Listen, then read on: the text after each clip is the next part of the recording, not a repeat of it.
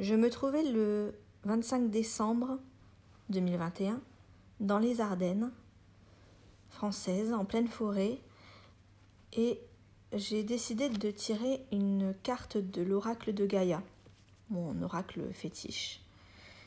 J'ai eu la carte 6, la carte de la quête, et j'ai choisi d'écrire un texte après ce tirage.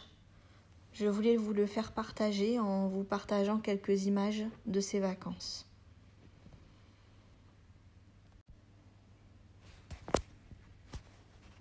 Nous sommes dans une quête perpétuelle de la meilleure version de nous-mêmes. Alors oui, il nous arrive d'être désorientés, d'être seuls, d'errer un peu.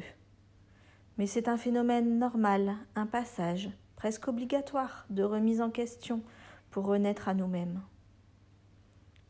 Regardons la nature. Seuls dans la forêt, nous sommes si petits face à l'immensité des arbres.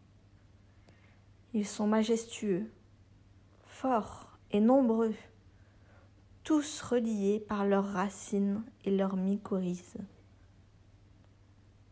Et pourtant, ils profitent de l'hiver pour perdre leurs feuilles, se concentrer à nouveau sur eux. En nous baladant, nous remarquons également qu'il y a peu d'animaux. Beaucoup hibernent. Prenons exemple sur la nature. Recentrons-nous. Qu'est-ce qui est vraiment important ? Avons-nous tort ou raison ? Le monde ne s'arrêtera pas de tourner. Respirons. Tout est parfait. Le temps n'est plus à l'orage. Reposons-nous. Reprenons notre souffle. Je t'aime. J'aime cet arbre. Même à plus d'1 mètre, il me communique sa puissance, son ancrage, sa connexion avec le reste de la forêt. Il est le chef d'orchestre. Ça se voit tout de suite. Le dos droit, ouvrant ses bras vers ses congénères. Pas besoin de se battre, juste d'être.